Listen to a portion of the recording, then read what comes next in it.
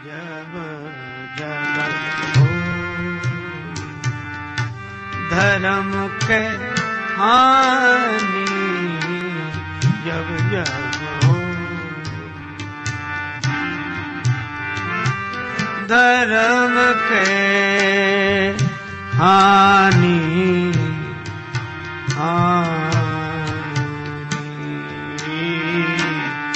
जब जब हो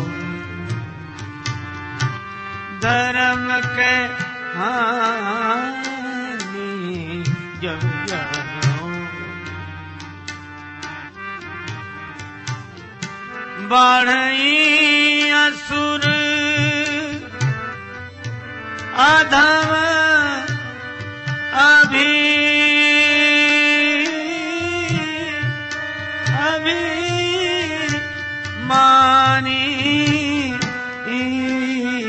मानी, जब जब हो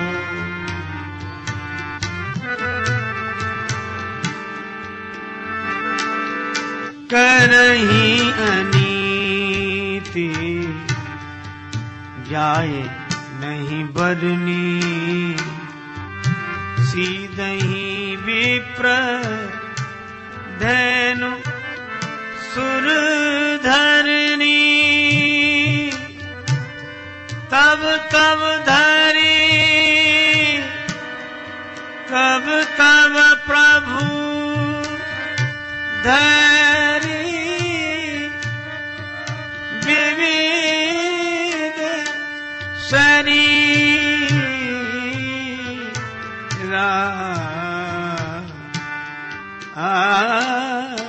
हरि निधि सज्जन पीरा कृपा,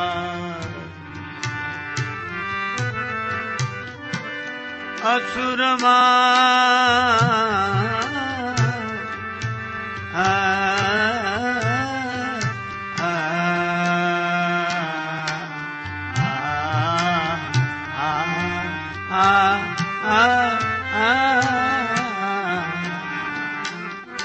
असुर मारे थापई, सुरन राखई निज श्रुति सेतु, जग विस्तारई विसद जस, श्री राम जन्म कर हेतु, जब जब हो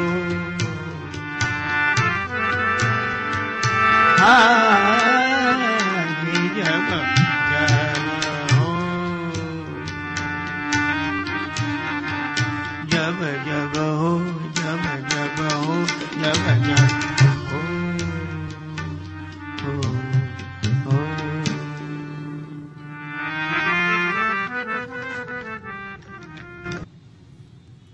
भगवान के अवतरण की भूमिका के संदर्भ में श्री तुलसीदास जी महाराज यह पावन पंक्तियां प्रस्तुत करते हैं, जिनका आशय है जब जब धरित्री पर धर्म का ह्रास होता है और अधर्म का उत्थान होता है, अधर्म का आचरण करते हुए दुराचारी जब समाज की सुख शांति देने वाली पवित्र व्यवस्था को नष्ट भ्रष्ट करते हैं, सज्जनों को पीड़ा पहुंचाते हैं, तब वे करुणा निधान प्रभु अनेक शरीर धारण करके, अर्थात समय की आवश्यकता के अनुरूप रूप धारण करके सज्जनों की पीड़ा का हरण करते हैं। वे असुरों को मिटाते हैं, अर्थात दुर्गुणों को मिटाते हैं, देवताओं की स्थापना करते हैं, अर्थात सद्गुणों की स्थापना करते हैं, और श्रुति सम्मत धर्म व्यवस्था की पुनर्स्थापना करते हैं। और भगवान के अवतार काल की यह लीलाएं संसार में प्रकाशित होती हैं। जिन लीलाओं का गायन करके भक्तजन सहज ही अपने जीवन की जटिलतम समस्याओं का समाधान प्राप्त कर लेते हैं, संसार सिंधु से संतरित होना उनके लिए सहज हो जाता है। यही भगवान के अवतार का उद्देश्य है। आज श्री राम कथा के समापन सत्र में हम लोग फिर इसी प्रसंग पर चिंतन करें। आज का दिन वैसे भी बहुत महत्वपूर्ण है। हमें हमारी स्वतंत्रता आज के दिन ही मिली थी। राष्ट्रीय पर्व है और भगवान की ऐसी कृपा है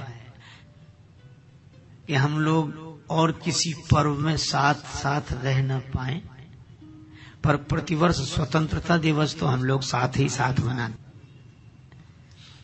कथा का भी उद्देश्य यही है। आज हम स्वतंत्रता दिवस मना रहे हैं, पर श्री राम कथा हमें एक प्रेरणा देती है कि हम उस दिवस की भी प्रतीक्षा करें जिस दिन हमें हमारी स्वतंत्रता का अनुभव हो, हमारी स्वतंत्रता हमें मिले। श्री राम कथा कहती है कि सीता जी का हरण कर लिया। रावण ने वेश बदलकर, कई बार यह प्रश्न उठता है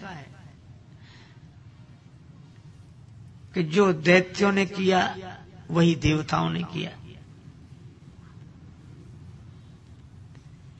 अगर रावण सीता जी का हरण करता है तो देवराज इंद्र का बेटा जयंत कौआ बनकर सीता जी के चरण में चोंच का प्रहार करता है। वह चित्रकूट की घटना है, तो ये पंचवटी की घटना है। तो सीता जी का विरोध तो दोनों ने किया, देवता ने भी और दानव ने भी। फिर अंतर क्या है? गलत आदमी गलती करे यह तो ठीक है, पर यह कथा यह संदेश देती है कि अच्छे आदमी से भी गलतियां होती हैं। लेकिन गलतियां होना एक बात है और गलती को गलती न मानना दूसरी बात है। यही देवता और दैत्य में अंतर है। जयंत समझ गया, अपनी गलती से सबक ले लिया और लौटकर भगवान के चरण शरण में आ गया कि मुझसे अपराध हुआ। तो प्रभु छाड़े करी छोर, एक नयन करी तजा भवानी, प्राण बचा दिए। बाण अमोघ था, एक नेत्र गया। पर इससे सिद्ध क्या हुआ कि गलती अच्छे आदमी से भी होती है और गलत आदमी से तो गलतियां होती ही हैं। लेकिन अच्छा आदमी कौन? जो अपनी गलती से सबक ले ले, अपनी गलती से समझ ले और अपनी गलती को गलती मानकर भगवान का आश्रय लेकर दोबारा ऐसी गलती नहीं करने का जो निश्चय करता है, वही देवता है। लेकिन जो गलती करे और गलती को गलती न माने। जयंत तो नारद जी के समझाने पर भगवान की शरण में आ गया, लेकिन रावण तो किसी के समझाने से शरण में नहीं आया। बस यही देवता और दैत्य में अंतर है। एक दूसरा अंतर यह है कि गलत काम तो दोनों ने किया, लेकिन देवराज इंद्र के बेटे ने गलत काम किया, सीता माता के चरण में चोंच का प्रहार किया, विरोध किया, ठीक है। लेकिन जयंत बना क्या, यह भी देखो, कौआ। और रावण ने गलत काम किया और बना क्या, साधु, सन्यासी बनकर आया। इसका अर्थ क्या है? इसका अर्थ यह है कि कम से कम अच्छे आदमी में इतनी अच्छाई तो हो कि गलत करे तो गलत होकर तो समाज में आए। देवता में इतनी अच्छाई तो हो होती है, वो इसी के लिए देवता कहते इतना तो ईमानदार हो कि हम गलत कर रहे हैं तो गलत को स्वीकार करें। गलत काम कर रहा है तो कौआ बनकर कर रहा है, पर दैत्य कौन? काम कुछ और भेष कुछ। काम कर रहा है सीता जी के हरण का और बन गया है साधु सन्यासी। आवा निकट जति के बेखा, मन मैला तन उजला, मन मैला तन उजला, बगुला जैसा भेख, और इससे तो कागही भले भीतर बाहर एक। कौए अच्छे हैं, कम से कम जो भीतर है वही बाहर है, और वेश कुछ, आचरण कुछ। श्री तुलसीदास जी ने कवितावली में कहा कि अरे मन, अगर तू हंस का वेश धारण करता है तो तजिदे बक बायस की करनी, तो ये कौए और बगुले का काम तो छोड़ दे। वेश हमारी रक्षा करता है, वेश हमें याद दिलाता है कि हम कई बार लोग कहते यही करना, तो कपड़े बदल देते, वस्त्र, ये वस्त्र पहनकर तो ऐसा मत करो। इसीलिए हम लोग जब साधु होते तो मुड़ते हैं, हमको मूड़ दिया जाता है। हमको हमारे गुरुओं ने मूड़ा, उनको उनके गुरुओं ने मूड़ा, जो हमारे पास आएगा हम उसे मूड़ेंगे। ये मुड़ने की परंपरा ही रही, शुरू से रही। और इसलिए लोग जब कोई साधु होता तो ये नहीं कहते कि चेला बन गए, ये कहते मुड़ गए। अच्छा एक बात आता तो मुड़ा हुआ तो दिख ही रहा है, तो ओहो मुड़ गए, तो मुड़ तो गए ही है, अब इसमें पूछने की बात क्या रही। लेकिन ये मुड़ना बड़ा सांकेतिक है। ये वेश ऊपरी है पर प्रभाव भीतर डाले, इसलिए है ये वेश। मुड़ना बाहरी है पर प्रभाव भीतर होना चाहिए। मुड़ने का अर्थ है कि अब हम मुड़ गए, उधर से इधर मुड़ गए, अब जगत से जगदीश की ओर मुड़ गए, वासना से उपासना की ओर मुड़ गए, असत्य से सत्य की ओर मुड़ गए, मृत्यु से अमृत की ओर मुड़ गए। लेकिन एक बार मुड़ना काफी नहीं होता। आप देखो प्रकृति है, फिर बाल उगाते हैं तो फिर मुड़ता है। इसका अर्थ यह है कि मन एक बार मुड़ जाए तो जरूरी मत समझना कि इसमें बुराइयां फिर पैदा नहीं होंगी। जैसे शरीर, सिर में बाल बार बार उगते हैं और हम बार बार मुड़ते हैं क्योंकि एक बार मुड़ने का निश्चय कर लिया है। इसी तरह जो मुड़ गए हैं उनके मन में जितने बार बुराइयां उत्पन्न हों उन्हें बार बार मुड़ते रहना चाहिए। यही साधुता है, जब जब उत्पन्न हो बस। अच्छा एक बात और है, मुड़ने वाले बालों को बड़ा होने ही नहीं देते, थोड़े ही निकले के मुड़ो, ये सांकेतिक है। इसी तरह मन की बुराइयों को बड़ा मत होने दो, थोड़ी ही निकले कि मुड़ो। ये था मुड़ने का अर्थ। अच्छा मुड़ते इसलिए थे ताकि समाज की दृष्टि में भी आ गए कि ये मुड़ गए, तो समाज देखेगा कि जिधर मुड़े हैं उधर कई काम कर रहे हैं, कहीं इधर का तो नहीं कर रहे हैं। इसलिए हमारे यहाँ बुंदेलखंड में तो कहावत है, किसी साधु को देखते हैं तो बुंदेलखंडी आदमी विनोद में कहते हैं, वो बुंदेली बोली कहते, काय बाबाजू जा बाजू कि बाबाजू। इसका अर्थ इस तरफ कि उस तरफ मुड़ गए। अच्छा इसीलिए वेश, बिना सिले हुए वस्त्र पहनो, यह बहुत सांकेतिक है। इसका यह अर्थ नहीं किसी ने सिले हुए पहन लिए तो अपराध हो गया।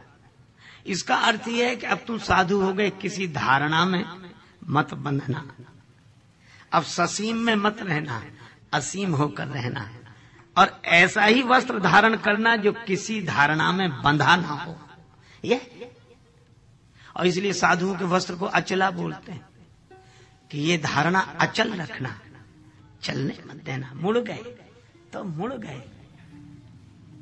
पर एक हमारे परिचित सज्जन है, वो बराबर मुड़ते हैं और महाराज आज तक नहीं मुड़े।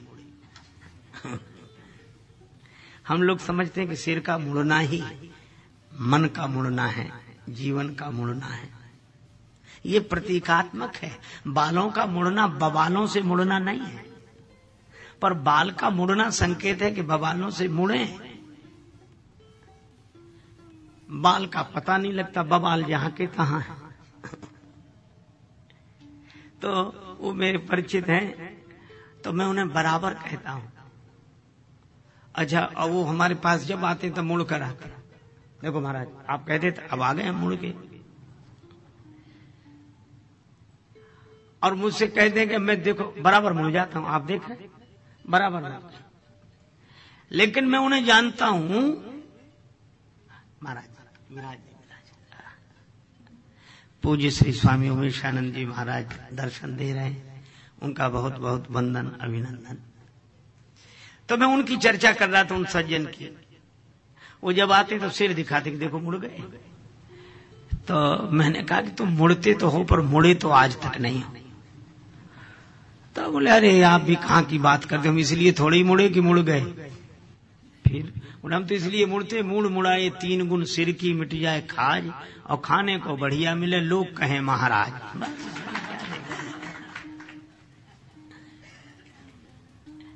इसका अर्थ है कि वेश को जिस दिशा में जाना चाहिए था उसका प्रभाव उस दिशा में नहीं गया। तो जयंत अगर गलत काम करता है तो वेश भी कौए का बनाता है। मुझे वो बात याद आई, श्री भरत जी ने गुरु वशिष्ठ से कहा, गुरुदेव अगर आप हमें सिंहासन पर बिठा देंगे तो ये पृथ्वी रसातल को चली जाएगी। मोह राज हट दे हऊ जवहीं, रसा रसातल जाइए तवहीं, यह पृथ्वी रसातल को चली जाएगी। गुरु जी ने कहा कैसी बात करते हो, इस पृथ्वी पे हिरण्याक्ष हिरण्यकश्यप का राज्य रहा, पृथ्वी रसातल को नहीं गई। इस पृथ्वी पर रावण कुंभकर्ण का राज्य रहा, पृथ्वी रसातल को नहीं गई। और भरत तुम्हारे जैसा महात्मा सिंहासन पर बैठ जाएगा तो पृथ्वी रसातल को चली जाएगी। ये तर्क हमारी समझ में नहीं आता। श्री भरत जी ने कहा कि गुरुदेव पृथ्वी हिरण्याक्ष हिरण्यकश्यप का अत्याचार सहन कर सकती है, क्योंकि धरित्री माता जानती है कि राक्षस है। रावण कुंभकर्ण का अत्याचार सहन करेगी, क्योंकि पृथ्वी माता जानती है कि राक्षस है। लेकिन गुरुदेव हिरण्याक्ष हिरण्यकश्यप रावण कुंभकर्ण का काम अगर राम का भाई करने लगे तो पृथ्वी भरोसा किस पर करेगी, वह तो रसातल को चली ही जाएगी। इसलिए इसी अर्थ में जयंत गलत काम करने के बाद भी देवराज इंद्र का पुत्र है, देवता है। अच्छा, एक अजीब बात, ऐसे देखा जाए तो देवता का कुल तो रावण का भी है, ब्राह्मण कुल में जन्म हुआ, और ब्राह्मण को महिदेव कहते हैं, पृथ्वी का देवता कहते हैं। लेकिन फिर भी रावण को दैत्य कहा गया, क्यों? और जयंत को देवता की श्रेणी में ही रखा गया। गलत काम किया तो उस गलत को स्वीकार किया और वेश वैसा बनाया, वेश के अनुरूप काम किया। लेकिन रावण ने वेश के अनुरूप काम नहीं किया। इसलिए जो हम बने वैसे होकर रहें। बचन वेश से जो बने तो बिगड़े परिणाम, और तुलसी मनसों जो बने बनी बनाई राम। तो रावण ने श्री सीता जी का हरण किया और साधु बनकर किया। कई बार लोग पूछते हैं कि संत की क्या पहचान, तो हमने कहा भाई मानस तो एक ही दृष्टि देता है, जिसके कारण आपकी खोई हुई शांति मिल जाए वह संत है, असली संत है। और जिसके कारण आपकी मिली मिलाई शांति चली जाए, शांति खो जाए,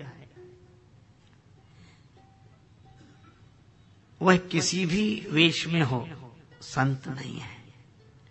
अब असली संत है हनुमान जी और बना हुआ संत है रावण।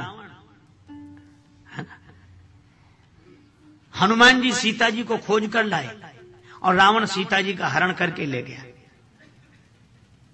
इसका अर्थ यही हुआ कि बनावट हमारे जीवन से शांति का हरण करती है और असलियत हमारे जीवन में शांति को फिर से लाती है। हनुमान जी साधु हैं, बने नहीं। कियों कुबेश साधु सन मानो, यहां वेश की बात ही नहीं कही। कियों कुबेश साधु सन मानो, जिम जग जामवंत हनुमानो। और रावण के लिए कहा आवा निकट जति के वेखा वेश। और बात किससे बनती है? देह के माला तिलक छाप नहीं किसी काम के, छाप नहीं किसी काम के। प्रेम भक्ति के बिना, प्रेम भक्ति के बिना नहीं नाथ के मन भाएगा, सोई परम पद पाएगा, सोई परम पद पाएगा। जो भजे हरि को सदा, जो भजे हरि को सदा, सोई परम पद, सोई परम पद, सोई परम पद पाएगा, सोई परम पद पाएगा। इस भजन में श्री स्वामी ब्रह्मानंद जी महाराज ने कहा देह के माला तिलक और छाप नहीं किसी काम की। इसका यह अर्थ नहीं है कि कोई माला ना पहने, तिलक ना लगाए, यह आशय नहीं। उनका आशय यह है कि जैसे कोई ये कहे कि मनुष्य जीवन पाकर अगर कोई भजन नहीं करता तो बेकार है फिर मनुष्य का जन्म। तो मनुष्य का जन्म बेकार नहीं है, पर मनुष्य का जन्म जिस उद्देश्य से हुआ उस उद्देश्य की पूर्ति होनी चाहिए। तो माला तिलक छाप बेकार नहीं है, पर जिस उद्देश्य से धारण किए गए उसकी पूर्ति होनी चाहिए।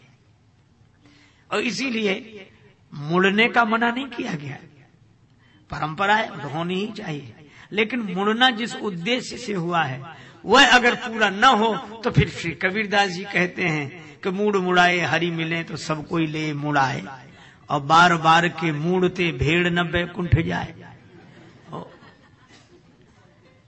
लेकिन इसका यह अर्थ नहीं कि वे मुड़ने का विरोध कर रहे हैं। वो कहते हैं कि मूड के साथ, मूड मुड़ने के साथ मूड भी बदलना चाहिए, मन भी बदलना चाहिए जीवन को। अब रावण हरण करके ले गया सीता जी को। अब आज स्वतंत्रता दिवस है तो हम लोग इसी तरह सोचें कि राम जी रोते हुए सीता जी को खोज रहे हैं। जब जब हमारी स्वतंत्रता खो जाती है तो हम दुखी हो ही जाते हैं। आज सब दुखी तो इसीलिए हैं।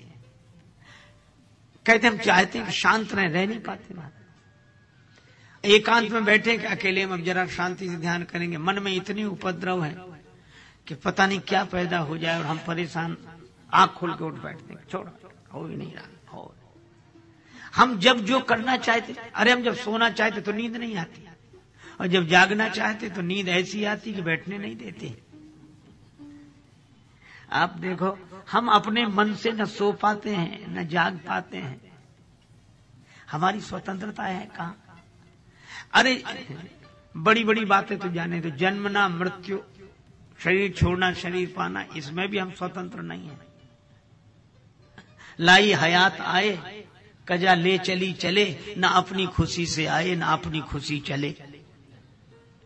जब हम पैदा होना नहीं चाहते थे तब पैदा कर दिए गए, जब मरना नहीं चाहते थे तब शरीर छुड़ा लिया गया। एक ने कहा स्वर्ग बड़ा अच्छा है, क्यों? बोले वहां सदा जवान रहते, वहां मौत है ही नहीं। तो दूसरे ने कहा कि ऐसा स्वर्ग भी बेकार। कहा क्यों? बोले स्वतंत्रता वहां भी नहीं है। क्यों? का तेरे आजाद बंदों की न ये दुनिया न वो दुनिया, तेरे आजाद बंदों की न ये दुनिया न वो दुनिया। यहाँ जीने पे पाबंदी, वहां मरने पे पाबंदी। कहाँ स्वतंत्रता है? यहाँ जी नहीं सकते हमेशा, वहां हमेशा, वहां मर नहीं सकते। यहाँ जीने पे पाबंदी, वहां मरने पे पाबंदी। तो आप देखो कितने ही कोई सुखी हो, पर स्वतंत्रता ही परम सुख है। आज भी लोग कहते हैं कि जब देश गुलाम था, अंग्रेजों का राज था, हम हमसे तो तब भी सुखी थे, आजकल तो बहुत परेशान। पहले ही ऐसा बहुत लोग कहते हो कि उनके जमाने में सब होता था, पर ये नहीं होता था, ऐसा नहीं होता था। ये बात सही भी हो, लेकिन एक बात, हम सुखी तो थे पर स्वतंत्र नहीं थे। सुखी तो थे, तो सुख अपने आप में सुख तो है, पर परम सुख तो स्वतंत्रता ही है। हम स्वतंत्र हो सके। आज परिस्थिति क्या है? आज हमारी स्वतंत्रता हरण कर ली है। राक्षसों ने सीता जी का हरण किया था, आज विकारों ने हमारी स्वतंत्रता हरण कर ली है। लोभ हमें सुखी नहीं रहने देता, काम हमें सुखी नहीं रहने देता, क्रोध हमें सुखी नहीं रहने देता। और जब काम, क्रोध, लोभ, मोह, मद, मत्सर, ये भीतर की बुराइयां हमें सुखी न रहने दें, बाहर की परिस्थितियां हमें सुखी न रहने दें, तो इंसान की कौन कहे।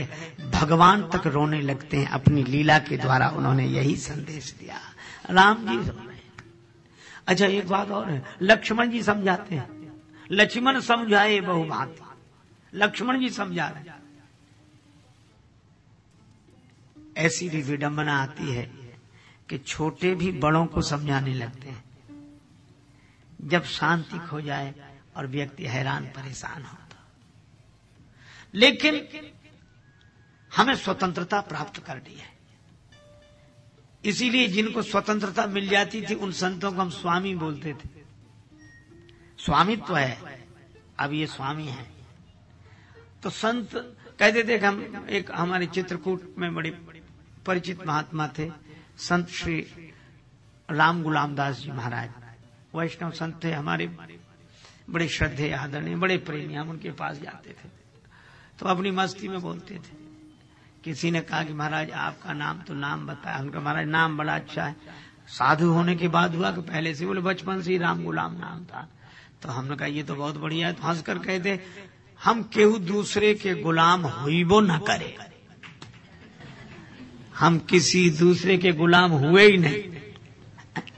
दास भी होंगे तो भगवान के, ईश्वर के, राम जी के दास और भगवान के दास और अपने मन के स्वामी। इसीलिए संतों को दो ही बातें कही जाती है, स्वामी भी कहा जाता है, दास भी कहा जाता है। शरण रहते हैं तो भगवान की शरण में रहते हैं। तो भाई ये स्वतंत्रता, तो इसीलिए संतों के लिए क्या कहते हैं, उन्होंने शरीर छोड़ दिया। हा? जो स्वतंत्र होगा वह शरीर छोड़ देगा। स्वतंत्र क्यों? अब आसक्ति ने उसे बांध नहीं रखा है, परतंत्र करके नहीं रखा है।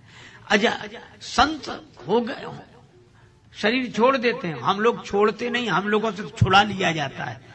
छोड़ना कौन चाहता है? मौत एक तमाचा मारती के निकलो बाहर, बहुत दिन रह लिए, तुम हटने का नाम ही नहीं लेते। इसलिए यह स्वतंत्रता प्राप्त हो। और जब वैसे देखा जाए, हम लोग कहते हैं आजादी हमारा जन्म सिद्ध अधिकार है। ये व्यवहारिक जीवन में भी इस स्वाभिमान में रहना चाहिए, उसके लिए चेष्टा करनी चाहिए, व्यवहारिक तल पर भी। लेकिन आध्यात्मिक तल पर भी सोचना चाहिए कि स्वतंत्रता हमारा जन्म सिद्ध अधिकार है। हमें मन गुलाम बनाए रहे, हमें विकार गुलाम बनाए रहे। अब क्या करें महाराज, आदतें ऐसी हैं, छूटती नहीं हैं। वो गलत नहीं कहते, सही कहते हैं। लेकिन एक संत ने कहा कि ये सच है कि आदत को बदलना आसान नहीं है। ये सच है कि आदत को बदलना आसान नहीं है, मगर जो आदत न बदल सके वो काबिले इंसान नहीं है। आदत को बदलना आसान तो नहीं है, पर असंभव भी नहीं है। राम जी का चरित्र हमें क्या सिखाता है? स्वतंत्रता खो गई है, शांति खो गई है, लेकिन राम जी दुखी तो हुए पर पीछे नहीं लौटे, परेशान तो हुए पर पुरुषार्थ नहीं छोड़ा। क्या लिखा है? आगे चले बहुरे रघुराया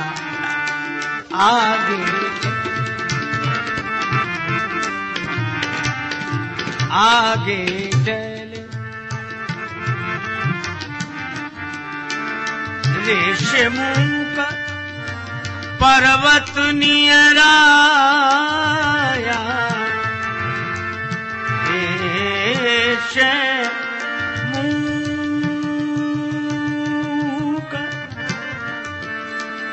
ऋषिमुख पर्वत नियराया आगे चले बहु रघुराया आगे चले बहु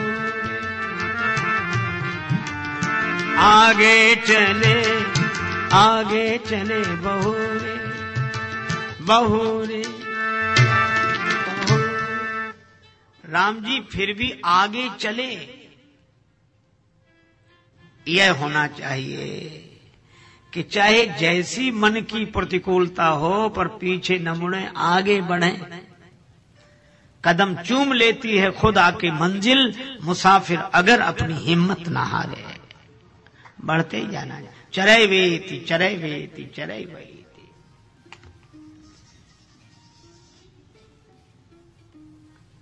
राम जी आगे बढ़े। अच्छा, परिणाम क्या हुआ? ऋषिमुख पर्वत नियरा। ऋषिमुख पर्वत नजदीक। अच्छा, एक शैली देखो, काव्य की शैली है। इस कविता में ऐसे लगता है जैसे पर्वत के पास राम जी नहीं पहुंचे, पर्वत राम जी के पास चलकर आ गया। ऋषिमुख पर्वत नियर आया, नजदीक आ गया। यहां अंग्रेजी का और इस भाषा का शब्द मिल जाता है, नियर। ऋषिमुख पर्वत नियर आया, नजदीक आ गया। नियरे, उसी नियर से नियरे माने पास। नियरे रहो चाहे न्यारे बने रहो। और नियरे में बुंदेली भाषा में या और निकल गया, नीरे नीरे नीरे नियरे और नियर। ऋषिमुख पर्वत नियर आया, नजदीक। तो ये कहना था कि राम जी पर्वत के नजदीक पहुंच गए ना। तुलसीदास जी कहते हैं कि पर्वत राम जी के नजदीक आ गया। इसका अर्थ यह हुआ कि कैसी भी प्रतिकूल परिस्थिति हो, अगर कोई पुरुषार्थ पूर्वक आगे बढ़ता है तो बड़ी से बड़ी ऊंचाई उसके नजदीक आ जाती है। पर्वत नजदीक आ गया, ऋषिमुख पर्वत नियर आया। और इस पर्वत से ही उन्हें मिले कौन? हनुमान जी। और हनुमान जी संत हैं, हनुमान जी गुरु हैं, हनुमान जी भक्त हैं। जय जय जय हनुमान गोसाई, जय जय जय हनुमान। कृपा करहु गुरुदेव की नाई।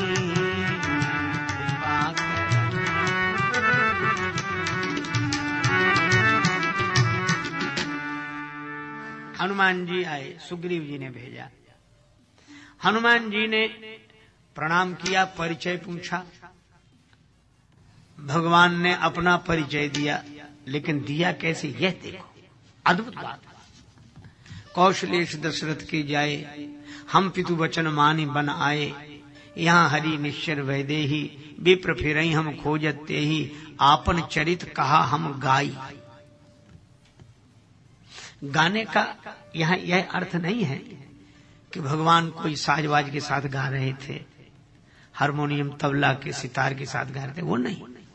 गाने का अर्थ है प्रसन्नता पूर्वक अपनी बात कहना। कई लोग प्रसन्नता की बात भी रोते रोते कहते हैं, हाँ हो गया काम, तो खैर हो गया काम, तो बुरा क्या हो गया जो ऐसे रो रो के कह रहे हैं। प्रसन्नता पूर्वक गाते हुए। हमारे भारतवर्ष की यह परंपरा रही है। गांव में आप जाकर देखो, मैं एक सहज बात कह रहा हूं। भारत का विकास देखना हो, भारत का वैभव देखना हो तो शहरों में देखना चाहिए। अब भारत का भाव देखना हो तो गांव में देखना चाहिए। उनकी भावना, उनकी भक्ति।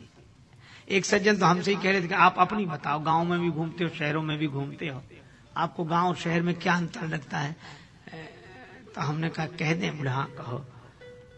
हमने कहा हमारी बात मत समझना, ना अपनी समझना, एक आम बात कह रहा हूं। हाँ बोले, आप बताइए शहर और गांव में क्या अंतर?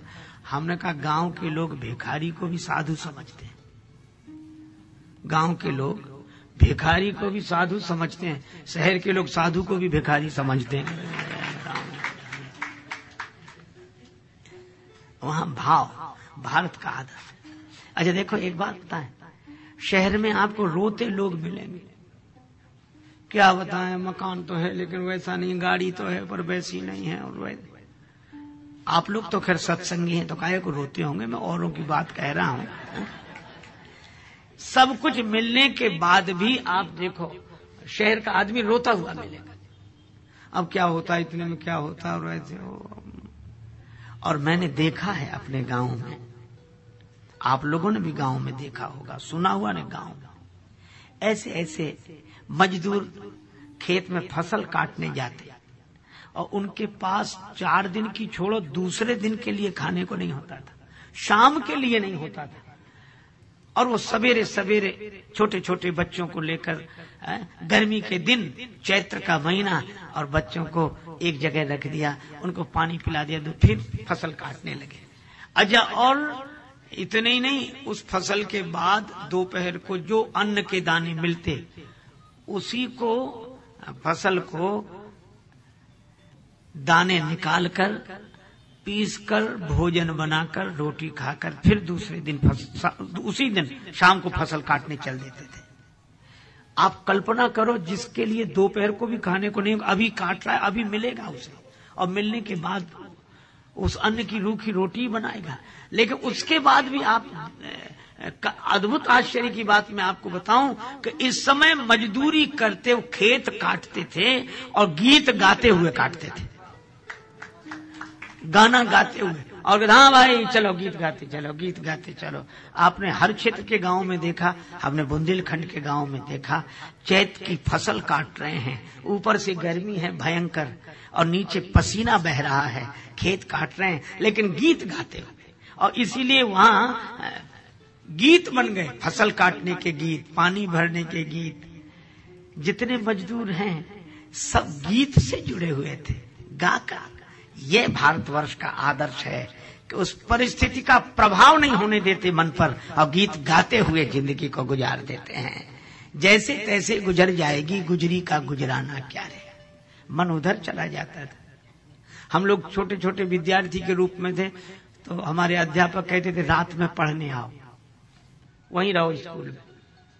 तो हम लोग रात को जाते, तो हमारे गांव में स्कूल थोड़ा सा बाहर, अब तो गांव बढ़ गया है तो स्कूल गांव में थे, उस समय थोड़ा सा दूर, तो ज्यादा नहीं थोड़ा बहुत, तो उसमें एकांत हो जाता रात का समय, तो डर लगता था। तो हम बच्चों ने एक उपाय सोचा कि डर लगता तो क्या करें, बस बोले जैसे गांव से बाहर निकलो डर लगने लगे तो गाना शुरू कर दो, और गाते हुए गाने में मन लग जाता, तब तक वो जगह निकल जाती। इसका अर्थ यह है कि गीत से इतना भर दो, गाने बजाने से इतना भर दो, अपनी जिंदगी, जीवन को संगीत बना लो। यही संगीतमयी राम कथा है। जीवन संगीत से, परिस्थितियां ठीक है, अपनी जगह ठीक है। कई बार हम परेशान हैं, तुम्हें गाने की पड़ी है, तो गाने के अलावा कोई उपाय नहीं जिससे तुम्हारा मन का दुख कम हो जाए। और इसीलिए यहां भी भगवान का जन्म हुआ, और जन्म लेते ही सुख से कुछ दिन भी नहीं रह पाए, गुरुजी ले गए राक्षसों को मारने का काम। फिर जैसे तैसे थोड़ा सा मिला कि वन चले जाओ, और वन में खबर मिली पिताजी का मरण हो गया। आगे बढ़े तो सीता जी का हरण हो गया। इतनी प्रतिकूलताएं, लेकिन तो भी भगवान इस बात को सुना कैसे रहे, आपन चरित कहा हम गाई, गाकर मन सहजता से कि ऐसे ऐसे हुआ, प्रसन्न सहजता से। हनुमान जी चरणों में गिर गए, आप भगवान हैं। क्यों? बोले ऐसी परिस्थिति हमारे सुग्रीव की है, आप दोनों की परिस्थिति एक जैसी है, बिल्कुल एक जैसी है। कैसे? बोले आप अपने छोटे भाई के लिए राज्य छोड़कर आए हो, उसके बड़े भाई ने उसका राज्य छुड़ा लिया है। आप भी वन में, वो भी वन में। आपकी भी पत्नी का हरण हो गया, उसकी पत्नी को बाली ने छुड़ा लिया। लेकिन हम देखते हैं कि वो इतना परेशान रो रहा है, उसके शरीर में फोड़े ही फोड़े हैं, तन बहु व्रण चिंता जर छाती, और एक आप हैं, आपने चरित कहा हम गाई। तो बोले हम समझ गए कि आप इंसान के रूप में भगवान हैं, आप भगवान हैं। हनुमान जी चरणों में देखो, राम जी ऐसी परिस्थिति में भी बैठे परम प्रसन्न कृपाला, आपने चरित कहा हम गाई। और भगवान कृष्ण जन्म लिया, अंधेरे में लुक छिप कर आए, और रात में माँ बाप के पास रात भर नहीं रह सके, दिन तो जाने दो। जन्म लेते ही माँ छूटी, पिता छूटे, और दूसरे गांव में आकर रहे, कहीं जन्म कहीं जन्मोत्सव। और उसके बाद थोड़े बड़े और पालने में ही पड़े थे, पूतना आई मारने के लिए, फिर एक से एक राक्षस आए। इतना ये सब होने के बाद फिर कहा गोकुल छोड़ो, कंस के अत्याचार बढ़ रहे हैं, गोकुल गांव छोड़ना पड़ा।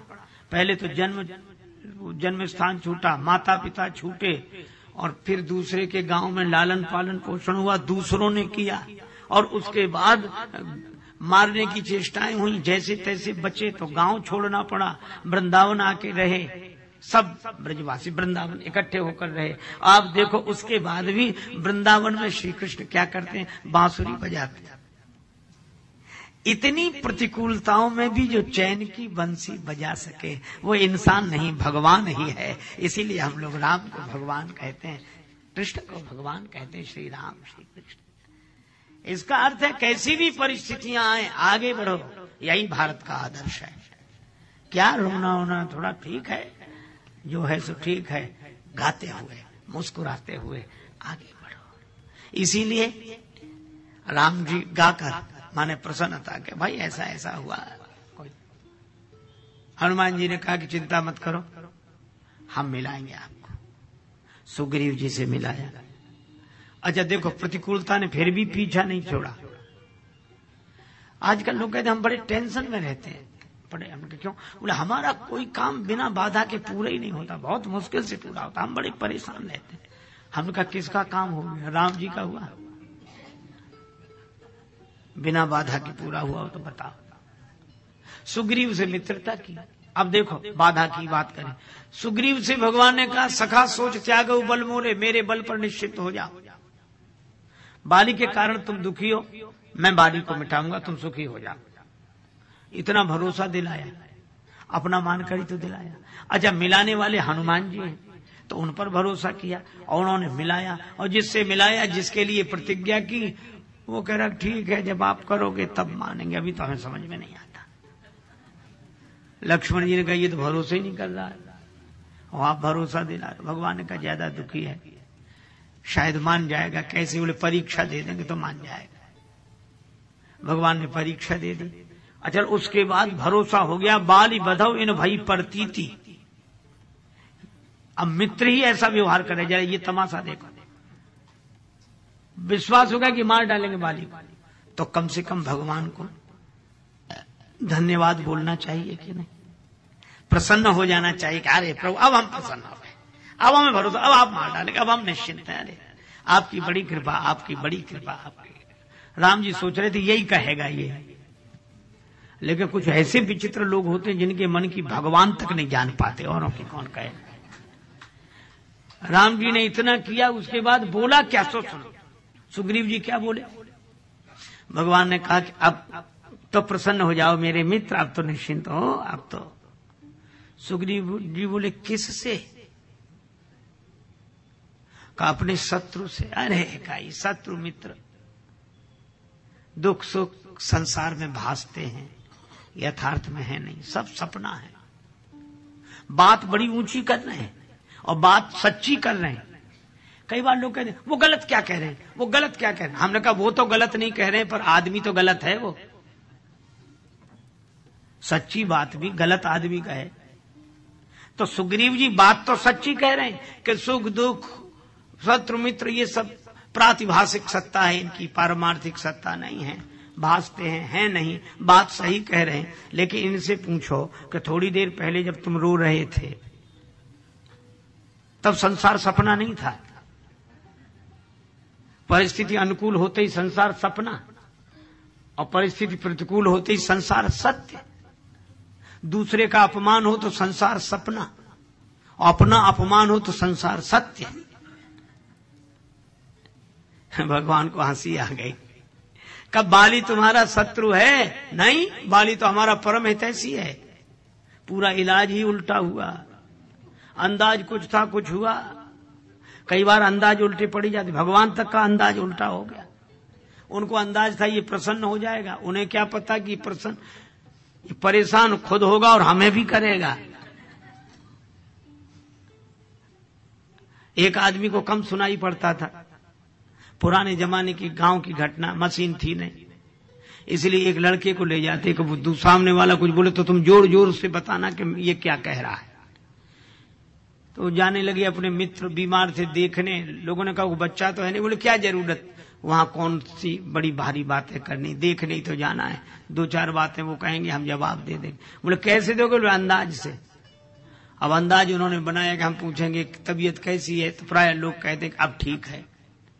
पर वहां उल्टा हो गया मामला। वो गए और भैया तबीयत अब कैसी है?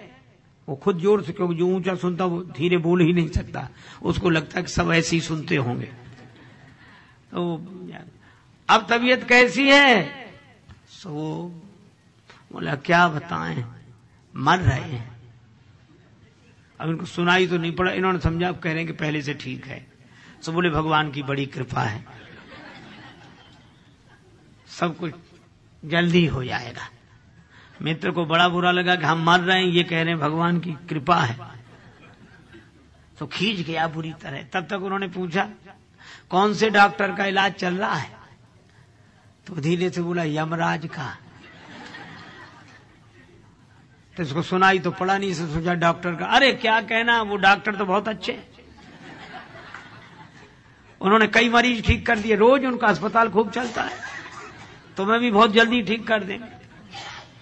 अब उस मित्र को और बुरा लगा, तो कहा खाने को क्या बताया? तो और ज्यादा नाराज हो गया। तो बोला पत्थर।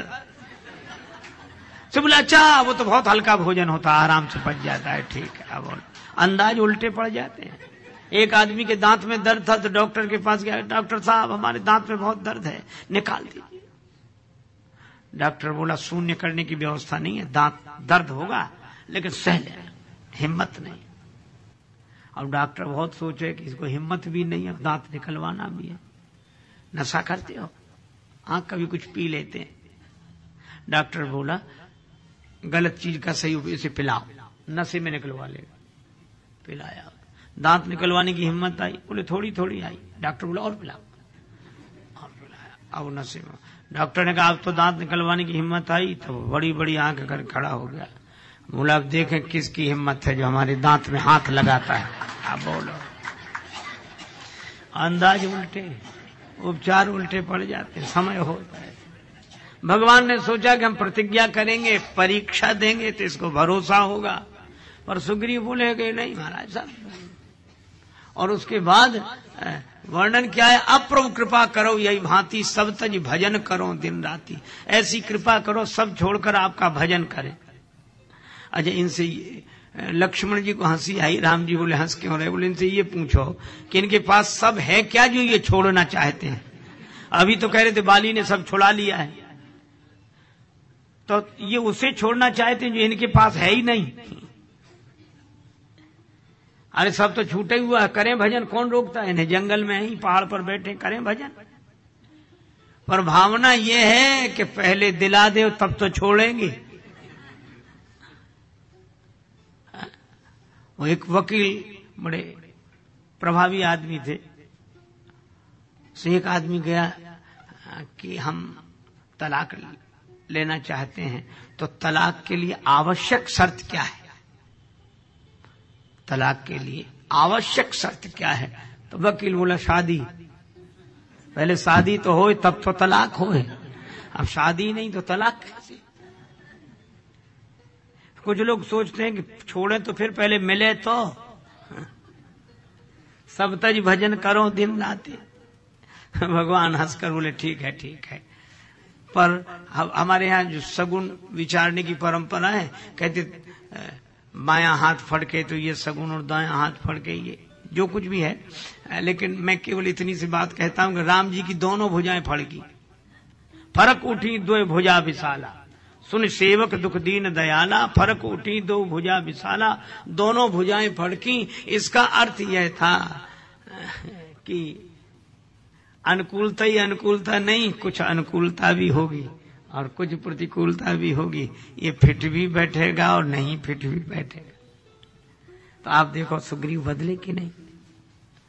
लेकिन फिर देखो भगवान ने कहा कि जाओ बाली से लड़ने जाओ। बाली को ललकारा, बाली आया गदा लेकर। राम जी देख रहे थे, कुछ नहीं बोले। बाली ने सोचा सुग्रीव की यह हिम्मत, हमें ललकारे।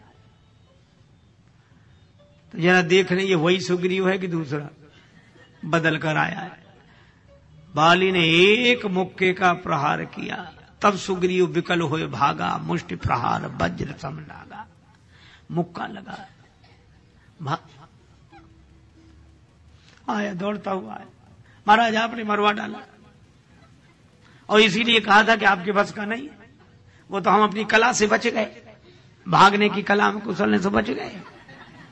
नहीं आपने तो कोई कसर रखी नहीं, आप तो देख रहे थे, क्यों नहीं बाण मारा। और राम जी ने और अद्भुत बात की, व्यंग देखो भगवान की, व्यंग की शैली कितनी सुंदर है।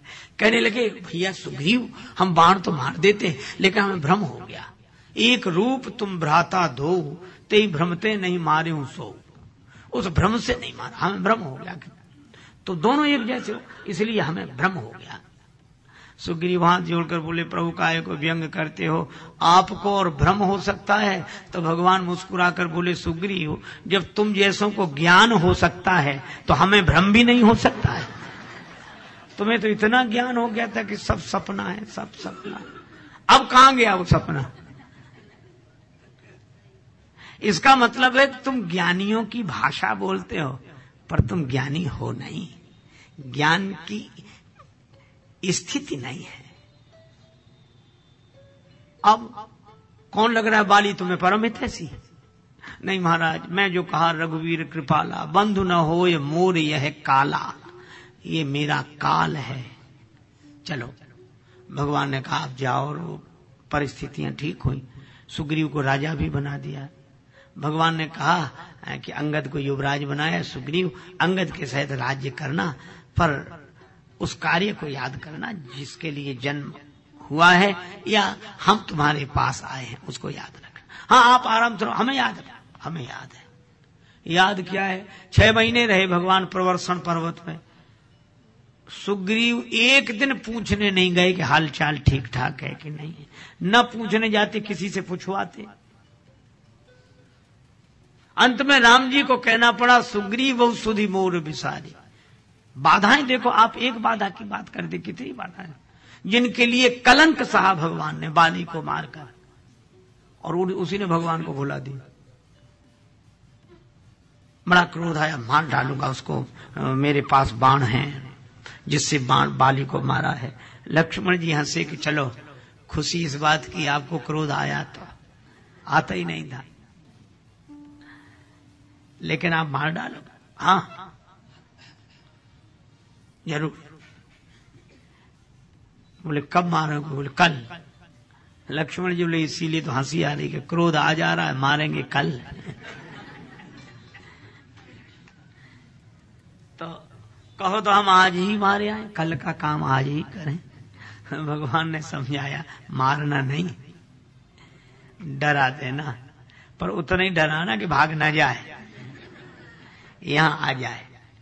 भय दिखाई ले आवहु तात सखा सुग्रीव। उसके बाद देखो सुग्रीव आए तो आते ही अपनी मानना चाहिए कि हमसे गलती हो गई, हमने क्या बोले, बोले हमारी कोई गलती नहीं। पर गलती किसकी, गलती महाराज कह दे सही बात, किसकी गलती, किसकी, आपकी माया की। आपने माया ही ऐसी बनाई, अतिशय देव प्रबल तव माया, यही न मोह असको जग जाया। लक्ष्मण जी बोले ये विचित्र आदमी, इसकी प्रवचन की आदत नहीं जाती। पहले भी बातें कर रहा था, फिर बातें कर रहा, अब फिर माया कहीं। भगवान ने कहा कोई बात नहीं, आ तो जाता है, भूलता तो है लेकिन फिर भी याद आ जाए।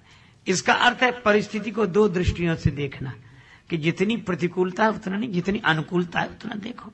अच्छा, मैं आपको बताऊं सकारात्मक दृष्टिकोण होना चाहिए। अब कई मेधावी इतने बड़े बड़े मननीय महापुरुषों के चरित्रों को भी जरा सी बात कहीं पकड़ लेंगे तो फिर उसी का खंडन। तुम जिन्हें इतना मानते हो उनमें क्या है, तुम जिन्हें न मानते क्या, दो कौड़ी। और ये अरे ये, और लोग कहते सही कह रहे, कुछ सही नहीं कह रहे। एक सज्जन हमें मिले, कहने लगे आप युधिष्ठिर को धर्मराज कहते हो, और उन्होंने ऐसे कहा जैसे बड़ी खोज करके आए हो, बहुत शोध करके। तो हमने कहा कहते क्या युधिष्ठिर धर्मराज हैं? बोले ये धर्मराज है, धर्मात्मा तक नहीं। और धर्मात्मा तो जाने तो हमें तो एक अच्छा आदमी भी नहीं कहेंगे। हमने कहा क्यों? बोले किस काम का आदमी? जो जुआ खेल जाए, और जुआ ही नहीं खेले, वो पत्नी को दांव पर लगा दिया जुए में, और उनको आप धर्मराज कहते हो? इसमें क्या क्या विशेषता है बताओ? ये कोई अच्छी बात है? और उन्होंने ऐसे घेरा था हमें जैसे इस प्रश्न का कोई उत्तर ही ना हो।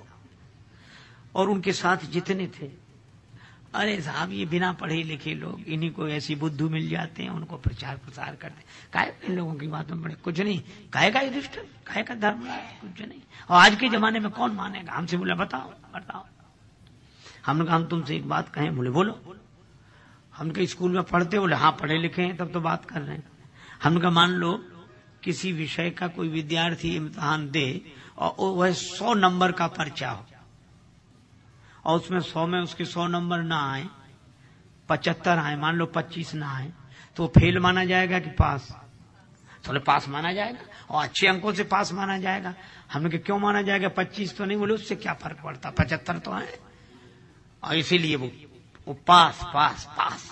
हमने कहा भाई यही हम कह रहे हैं, युधिष्ठिर धर्मराज धर्मराज धर्मराज। बोले वो जुआ खेल गए और द्रौपदी को दांव पे लगा दिया, सो हमने कहा उतने नंबर काट लो, बाकी से धर्मराज हैं। आपको जो गड़बड़ी लग रही है उतने नंबर काट लो, 100 में 100 नंबर मत दो। पर लोग बोलते ही ऐसे जैसे उन्होंने जिंदगी भर यही किया हो और कुछ किया ही ना हो। ये हमारे देखने का दृष्टिकोण बदल, हम तिल पर ताल खड़ा करते। अरे ठीक है, वह भी एक पक्ष है। वो इतिहास तो यह बताता है कि सुमति कुमति सबके ओर राहे, यह तो हमारा सदग्रंथ तो स्वीकार करते हैं, उसमें क्या कठिनाई है? इसीलिए भगवान के सोचने का ढंग क्या है कि हाँ गलत है। सुग्रीव बोले क्या इस गलत के लिए इनको छोड़ा नहीं जा सकता, इनका भी उपयोग है, ठीक है कोई बात नहीं। यह राम जी की सोच है, और सबको, और संगठन इसी तरह किया जा सकता है। नहीं तो आप अगर दोष देखते जाएंगे तो कौन है जो निर्दोष मिले? हाँ यह देखें कि उस दोष के पक्ष के अलावा गुण कौन कौन से हैं, उन गुणों का सदुपयोग करें। इसी तरह हम इतिहास में महापुरुषों के चरित्र पढ़ें, अवतारों के चरित्र पढ़ें, और जो ग्रहणीय हैं उन्हें ग्रहण करें, और जो ग्रहणीय नहीं है वे न चर्चा का विषय है न चिंतन का विषय है, अपना ठीक है। मैं ये कहता हूं भगवान को चढ़ाने के लिए छोड़ो, अपना श्रृंगार करने के लिए भी कोई माला बनाना चाहे, फूल लेकर आए, तो कौन ऐसा है जो फूलों के साथ कांटे भी तोड़ कर लाता है? फूल चुन लेते हैं, कांटों को छेड़ते नहीं, और जानते हैं कि कांटों में ही फूल खिलते हैं। तो ये क्यों नहीं समझ लेते कि जहां गुण है वहां दोष होंगे, दोषों के कांटों में ही गुणों के फूल खिलते हैं। इसलिए दोषों के कांटे छोड़कर गुणों के फूल संग्रहित करके अपना श्रृंगार करो और भगवान की सेवा पूजा करो, संतुष्ट करो। जाए राम जी ने कहा अनुकूलता प्रतिकूलता तो आएगी, अनुकूल प्रतिकूल दोनों